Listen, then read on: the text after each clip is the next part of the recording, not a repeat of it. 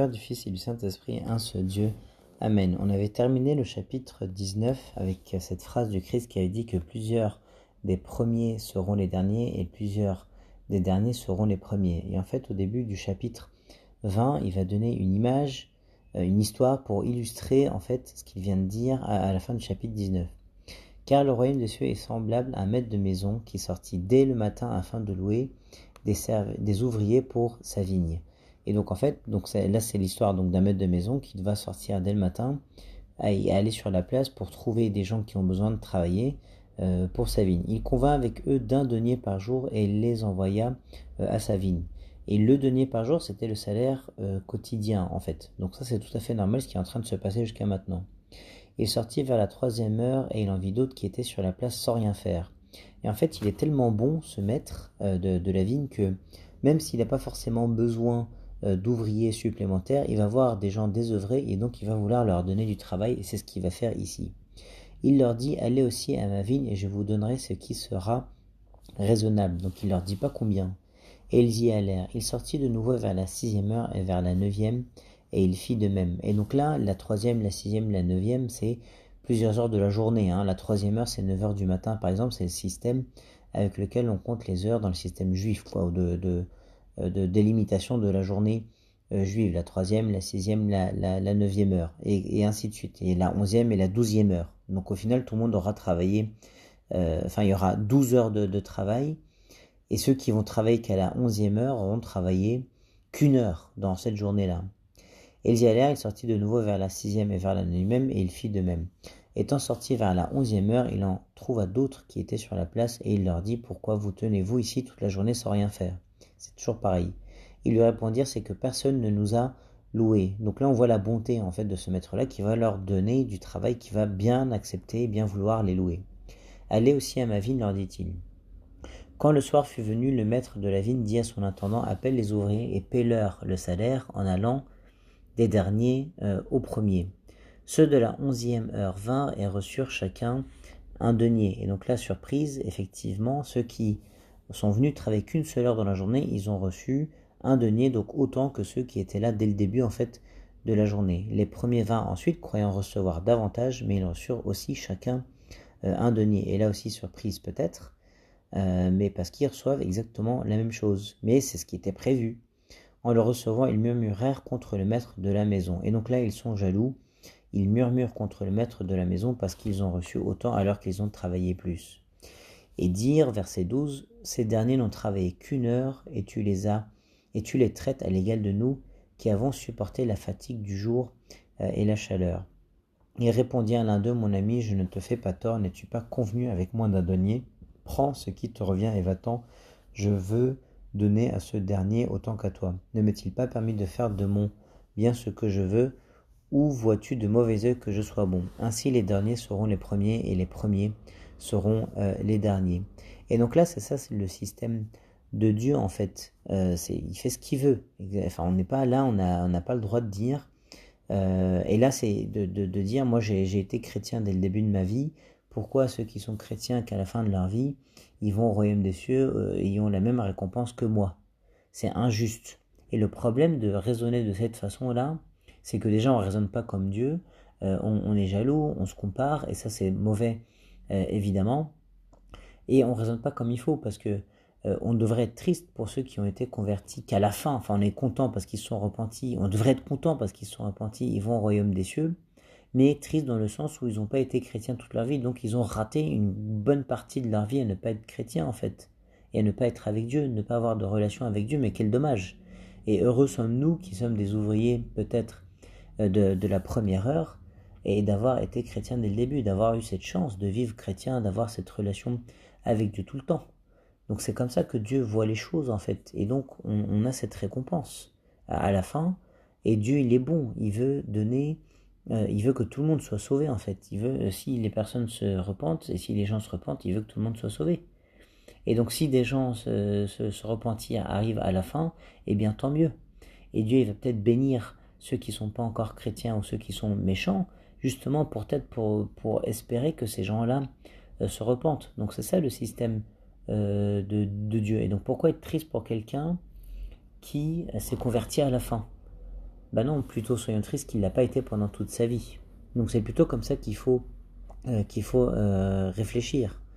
Et donc on a bien compris avec cette histoire-là que le denier, cette récompense-là, c'est la récompense du royaume des cieux. C'est pour ça que je parle de ceux qui se convertissent et vont au royaume des cieux au début, enfin dès le début, en étant chrétiens dès le début de leur vie, ou en étant chrétiens et repentis qu'à partir de la fin de leur vie ou vers la fin de leur vie. Et donc il faut s'arrêter aussi sur la phrase qui dit « Où vois-tu de mauvais œil que je sois bon ?» Il faut arrêter de se comparer, être injuste et d'être mauvais en fait, mais de vouloir que tout soit repenti, et parce que c'est ce que veut le Christ en fait, c'est ce que veut Dieu. Et donc arrête de voir le mauvais, où vois-tu de mauvais yeux que je sois bon. Soyons contents que le système de Dieu soit ainsi. Ça nous fait penser à l'histoire de Jonas par exemple avec le peuple de Ninive, qui ne pouvait pas supporter ou était triste à l'idée que ces gens-là soient sauvés et que Dieu soit bon avec eux. Ou ça nous fait penser aussi à l'histoire en fait des Juifs et des nations, le peuple juif qui étaient les premiers à connaître Dieu, les premiers à être le peuple de Dieu et à avoir une relation avec Dieu, et qui se sont retrouvés derniers et devancés par les nations qui ont reconnu le Messie dans la personne du Christ et ont cru et sont passés devant les Juifs qui eux n'ont pas reconnu le Christ. Ainsi les derniers seront les premiers et les premiers seront les derniers.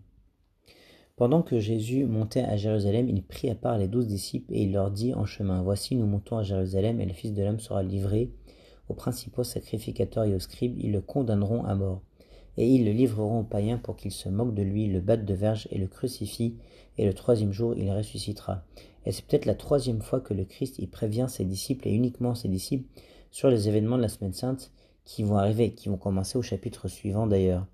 Et là, il le dit qu'à ses disciples, pourquoi ? Pour ne pas retarder les événements de la croix. Peut-être que s'il avait annoncé ça plus ouvertement, certainement que les événements ne se seraient pas passés de la même façon, et que peut-être il n'aurait pas été crucifié tel qu'il l'avait prévu. Donc c'est pour ça qu'il dit, prévient en fait ses disciples, et uniquement ses disciples. Pourquoi il le fait aussi? C'est pour les renforcer dans leur foi, pour les prévenir, pour leur dire, ne soyez pas surpris quand ça arrivera, et tenez bon en fait, tenez le coup et n'ayez pas peur en fait. Mais malgré tous ces avertissements, évidemment, ils vont avoir peur, et leur foi va être peut-être un peu mise à l'épreuve. Mais heureusement que le Christ, il les a prévenus en fait que tout cela allait arriver. C'est ça l'objectif, c'est pour leur dire n'ayez pas peur, il faut que ces choses-là arrivent. Et il va leur dire avec beaucoup de détails en fait, il va être très précis. Ça sera à Jérusalem, il sera livré, le Fils de l'homme, donc le Christ, aux principaux sacrificateurs et aux scribes. Ils le condamneront à mort, ils le livreront aux païens. Les Romains, c'est effectivement les Romains qui ont effectivement crucifié le Christ. Ils le battront de verge, se moqueront de lui et le crucifieront. Et après tous ces événements-là, quand ils les annoncent jamais sans parler de la résurrection. Et donc c'est pour ça qu'il finit au verset 19 en disant « Et le troisième jour, il ressuscitera ». Et donc il y aura un royaume céleste. Et là, ce qui est intéressant, c'est qu'on va voir derrière que la mère des fils de Zébédée, donc Jacques et Jean, qui sont les deux disciples peut-être les plus anciens ou les plus proches du Christ, vont tomber dans le piège de se dire que le royaume du Christ, il va être terrestre. Et donc, on va voir ce qu'elle va lui demander. Alors, la mère des fils de Zébédée s'approcha de Jésus avec ses fils et se prosterna pour lui faire une demande. Et donc, il lui dit, « Que veux-tu » Donc, le Christ, il veut révéler à tout le monde ce qu'elle est en train de demander ou ce qu'elle pense, alors qu'il sait déjà ce qu'elle veut, évidemment. Mais il veut leur donner une leçon. « Que veux-tu » Ordonne, lui dit-elle, que mes deux fils que voici soient assis dans ton royaume, l'un à ta droite et l'autre à ta gauche. Et donc elle croit qu'il va y avoir un royaume terrestre, qui va régner, qui vont écraser ensuite les Romains, qui vont dominer.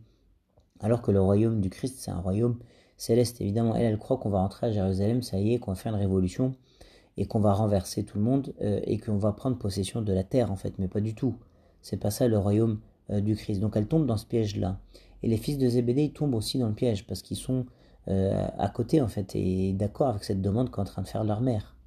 Jésus répondit, « Vous ne savez ce que vous demandez. » Et donc là, il leur fait comprendre que c'est pas du tout ça le royaume qui sera le mien. « Pouvez-vous boire la coupe que je vais boire ?» « Nous le pouvons, dirent-ils. » Et là, pareil, il croit toujours qu'il est en train de parler d'une coupe à boire. Mais là, le Christ, il parlait de tout ce qu'il va subir pendant les événements de la Semaine Sainte.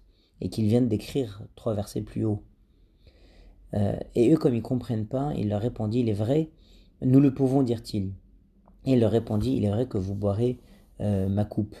Et donc il est en train de leur dire, comme une prophétie en fait, pour leur dire, la coupe, je vais la boire, c'est-à-dire je vais subir beaucoup de persécutions. Derrière, ils vont me tuer et ensuite je vais ressusciter. Et vous aussi, vous allez la boire plus que vous le voulez. Et effectivement, Jacques, ça va être le premier des disciples à mourir en martyr. Et Jean va subir énormément de persécutions. Mais il ne va pas mourir immédiatement, c'est le dernier des disciples à mourir parce que le Christ, il voulait qu'il vive longtemps pour qu'il écrive son évangile plus tard pour se battre contre les hérésies qui allaient apparaître à ce moment-là. Et donc il est vrai que vous boirez ma coupe, vous allez subir des persécutions. Il est en train de leur annoncer prophétiquement qu'il va leur arriver à ça, Jacques et Jean. Par contre, il n'est pas en train de leur dire que Jacques et Jean, vous allez être à ma droite et à ma gauche. Et c'est pour ça qu'à la fin du verset 23, il dit, mais pour ce qui est d'être assis à ma droite et à ma gauche, cela ne dépend pas de moi et ne sera donné qu'à ceux à qui mon Père l'a réservé. Parce que toute la demande, elle n'est pas bonne. Vous êtes aveugle, en fait, vous regardez aux choses terrestres. Et en plus, vous voulez que je vous traite différemment de vos frères les disciples, alors que vous avez le même rang, en fait, ou la même gloire à avoir à côté de moi. Vous êtes des frères. Et donc il ne doit pas y avoir de différence entre vous. Et donc ils sont tombés dans ce piège de cette comparaison, ou d'essayer de se sentir privilégiés par rapport à d'autres. Et ça évidemment, c'est faux. Et ensuite, au verset 24, les 10 autres, ayant entendu cela, furent indignés contre les deux frères. Ils sont tous tombés dans ce piège-là, en fait, de cette gloire vaine. Et donc ça arrive même aux meilleurs, entre guillemets, de tomber là-dedans. Et donc Jésus leur donne une leçon ensuite. Jésus les appela et dit, vous savez que les chefs des nations les tyrannisent et que les grands les asservissent. Il n'en sera pas de même au milieu de vous. Mais quiconque veut être grand parmi vous, qu'il soit votre serviteur. Et quiconque veut être le premier parmi vous, qu'il soit votre esclave. C'est ça le système de Dieu en fait, en réalité. C'est pas de venir pour être servi, d'être le plus grand et que tout le monde soit à nos pieds. Non, mais c'est de servir en fait, de sentir le besoin de l'autre et de faire tout pour lui. Et le Christ, c'est ce qu'il faisait. Même pour ses besoins les plus primaires, il ne se laissait pas servir et il se suffisait à lui-même et il faisait tout pour les autres. Verset 28, c'est ainsi que le Fils de l'homme est venu non pour être servi mais pour servir et donner sa vie comme la rançon de plusieurs. Il va mourir pour des pécheurs. Donc il va faire ce que jamais on a fait ou ce que personne ne ferait en étant sur terre. Parce que c'est ça le système de Dieu. Et il faut qu'on soit dans cet état d'esprit-là à servir et à pas chercher à être servi, à chercher les meilleures places sur terre. Mais en réalité, celui qui est grand spirituellement, qui sera grand au royaume des cieux, c'est celui qui sera le serviteur de tous sur terre. Lorsqu'ils sortirent de Jéricho, une grande foule suivit Jésus. Et voici 2 aveugles assis au bord de chemin entendirent que Jésus passait et crièrent « Aie pitié de nous, Seigneur, fils de David ». Et là, ce qui est intéressant, c'est que cette histoire, elle est liée avec ce qui vient de se passer avec Jacques et Jean. Parce que là, eux, ils sont aveugles, mais ils vont regarder à des choses spirituelles. Ils vont chercher à être guéris, on va voir qu'ils ont la foi, alors que Jacques et Jean, eux, ils regardaient à des choses matérielles. Ils espéraient être à la droite et à la gauche du Christ, en pensant que c'était une gloire terrestre. Mais si le Christ il leur avait dit, vous voulez être à la place du larron et du voleur à droite et à gauche en étant crucifié, peut-être qu'ils n'allaient pas accepter à ce moment-là. Mais effectivement, plus tard, ils vont être martyrisés, ils vont subir plein de persécutions. Ils boiront la coupe, effectivement. Mais ils étaient aveuglés à ce moment-là. Et là, on va voir 2 aveugles qui vont voir, qui vont être illuminés, parce qu'ils ont la foi. Et ils vont faire une belle prière, ils disent « Aie pitié de nous, Seigneur, fils de David ». La foule les reprenait pour les faire taire, parce que certainement qu'ils criaient fort, mais ils crièrent plus fort « Aie pitié de nous, Seigneur, fils de David ». Jésus s'arrêta. Et ça, c'est beau comme de méditer là-dessus. Jésus s'arrêta. Et quelquefois, il suffit de faire une prière courte, et elle est très connue, cette prière, c'est la prière de Jésus. Seigneur Jésus-Christ, Fils de Dieu, aie pitié de moi, le pécheur, pauvre pécheur. Ça, c'est la prière de Jésus. Et il y a plein de techniques de prière, c'est de répéter cette prière courte, en fait, mais puissante, et de la répéter plusieurs fois, comme ils l'ont fait ici, en fait. Et pourquoi Jésus, quelquefois, le Christ, il nous laisse la répéter plusieurs fois? C'est peut-être parce que c'est ça qui nous nettoie, c'est ça qui montre notre foi, c'est ça qui montre qu'on a vraiment envie, c'est ça qui révèle qu'on a cette foi-là. Et là, c'est la preuve, c'est que eux ont continué malgré le fait que les gens ont essayé d'arrêter leurs cris. Et donc les gens, ils vont essayer d'arrêter tes prières. Ils vont pas t'encourager à prier. On vit dans une société effectivement qui n'encourage pas du tout ça.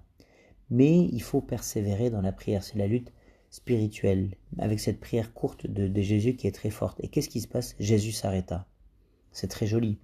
Les appela et dit, que voulez-vous que je vous fasse? Le Christ, il aime bien que les gens révèlent leur foi, ou révèlent leur confiance. Et là, ils sont pleins de confiance. Ils lui disent, Seigneur, que nos yeux s'ouvrent. Et donc, ému de compassion, ça aussi c'est très joli, et ça nous donne beaucoup d'espérance en fait. C'est que, en fait, le Christ, il est tout le temps ému de compassion pour nous. Mais c'est en priant qu'on goûte à la compassion du Christ en fait. C'est ça qui est beau aussi. C'est en priant qu'on s'en rend compte à quel point il est plein de compassion pour nous. Et là, ils ont eu le droit à ça, ces deux aveugles-là. Jésus toucha leurs yeux et aussitôt, ils recouvrèrent la vue et le suivirent. Ils ont été illuminés. Et nous, c'est pareil quand on prie. On a la foi, on prie. Dieu ne répond pas tout de suite, mais pour que notre foi soit encore de plus en plus forte, pour qu'on soit convaincu qu'on a cette foi-là, et pour être purifié de l'intérieur. Et alors Jésus s'arrête, il nous exauce, et on goûte à la compassion de Dieu, la compassion du Christ qui nous touche pendant la prière. Jésus toucha leurs yeux, on est touché, et aussitôt ils recouvrèrent la vue. Et ensuite, qu'est-ce qu'on a envie de faire? Eh bien, on a envie de le suivre. Et le suivirent, et c'est la fin du chapitre. Et gloire à Dieu éternellement. Amen.